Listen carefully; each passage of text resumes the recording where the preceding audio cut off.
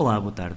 Vamos fazer a análise aos principais índices americanos, começando pelo Dow Jones, que numa ótica e numa perspectiva de médio e de longo prazo continua com uma tendência ascendente e irrepreensível, se bem que deve ser tomada em consideração que a aproximação atual a esta zona de suporte que temos vindo a referenciar como fundamental para a continuação dessa tendência poderá vir a ter, pelo menos a levantar alguns receios nos próximos tempos. Esta zona de suporte começa aqui nos 17.070 pontos, está neste momento reforçada por um pequeno suporte também diagonal que poderá vir a gerar uma reação, mas ainda assim é fundamental continuarmos a vigiar a possibilidade de quebra em baixa deste ponto. Tudo indica que numa ótica de médio prazo tenhamos em breve aqui uma reação a esta zona. Eventualmente podemos ter aqui ainda uma aproximação, até uma tentativa de breakout, mas depois uma reação até aqui pelo menos à zona dos 17.590 pontos, 600 pontos. A posteriori, vamos ver o que é que acontece. Era fundamental que tivéssemos a quebra em alta dos 17.825 pontos e a ultrapassagem deste padrão que aparentemente poderia ser de consolidação, mas em termos temporais está demasiado estendido para assim o ser.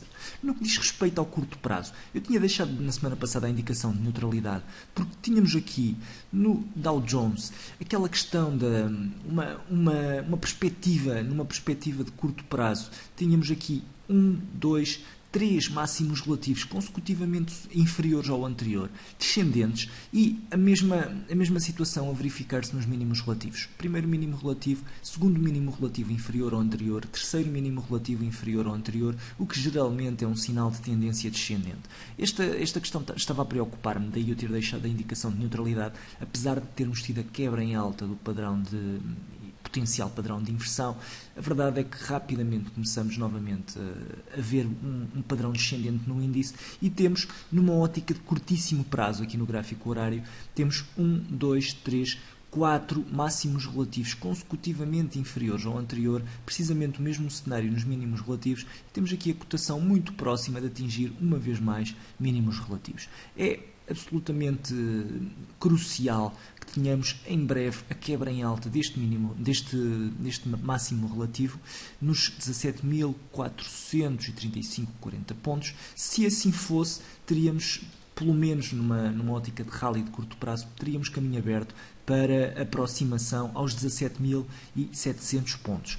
Aparentemente, e dada a aproximação aos mínimos, é possível que tenhamos de fazer novos mínimos relativos para aí sim termos pelo menos uma extensão até aos 17.330 pontos. Vamos ver depois, a posteriori, o que é que vai acontecer. Para já, vou deixar a indicação de neutralidade no curto prazo, porque estamos muito próximos de uma zona de suporte importantíssima. Estamos aqui também próximos de mínimos relativos que poderão depois galvanizar uma reação em alta. Acredito que possa vir a haver uma reação, mas não sei se essa reação será forte o suficiente para ser convincente. No que diz respeito ao Nasdaq, eu tinha levantada a hipótese durante a semana passada de termos aqui o breakout desta consolidação e de termos uma projeção potencial até aos 4.600 pontos. Acabou por acontecer, pelo menos para já, aquilo que eu temia numa primeira fase. Não chegamos sequer a ter a aproximação, aquilo que eu dizia na semana passada, é que poderíamos perfeitamente ter aqui uma aproximação à resistência, uma nova retração e depois dessa retração um breakout ascendente. Acabamos por não ter a extensão precisamente até à resistência, acabamos por ter também um novo máximo relativo inferior ao anterior, uma nova retração à zona de suporte e agora sim acredito que iremos ter eventualmente uma nova reação em alta, pelo menos até aqui à zona de resistência. Pior cenário, uma reação ascendente até aos 4.260 pontos, para virmos fechar aqui este gap que servirá de resistência. Segundo cenário mais otimista, uma ultrapassagem em alta deste ponto, uma quebra em alta da zona de resistência, consolidação e depois consequente movimento ascendente. Terceiro cenário menos otimista, quebra em baixa definitiva do padrão de consolidação e a projeção que seria para cima passa a ser para baixo. Para já não há ainda uma indicação definitiva daquilo que poderá vir a ser este cenário de curto prazo. Repare-se, isto é um triângulo, estamos neste momento com uma consolidação triangular. Normalmente a quebra é feita em alta, mas também não me admiraria se este triângulo servisse de inversão. Estes padrões tanto servem de consolidação como de inversão, por isso é muito difícil estar a antecipar um potencial de quebra. Seja como for, é altamente provável que a quebra se vá dar muito em breve.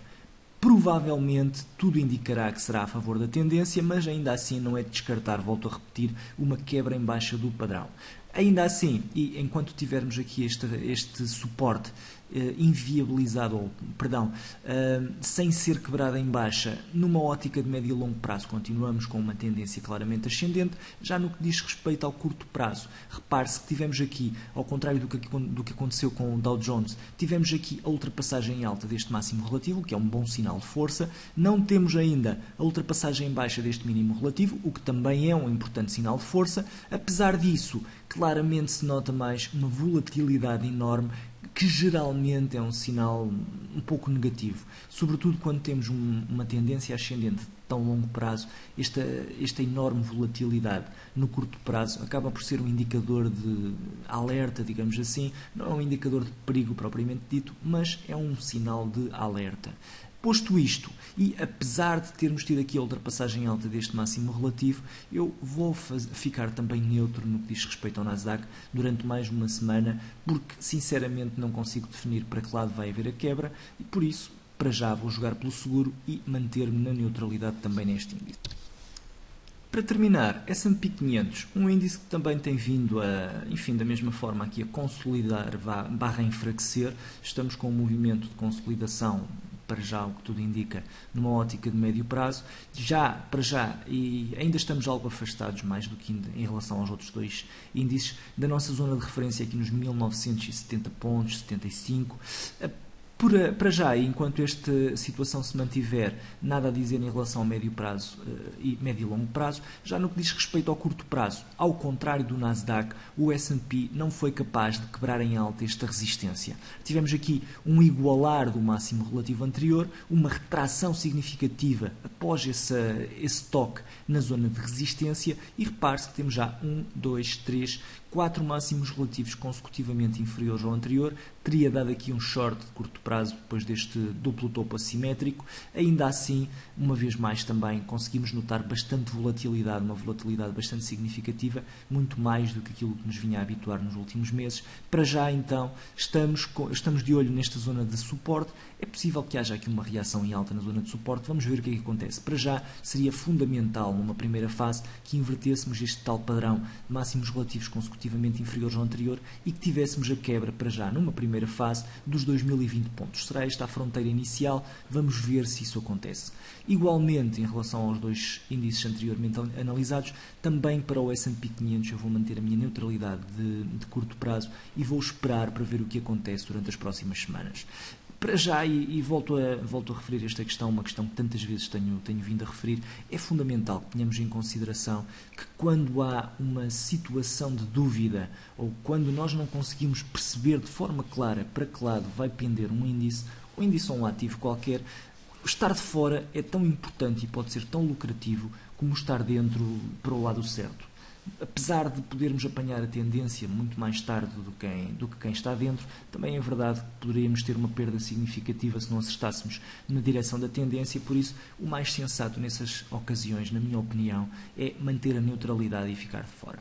Bem, é então tudo em relação aos principais índices americanos desta semana.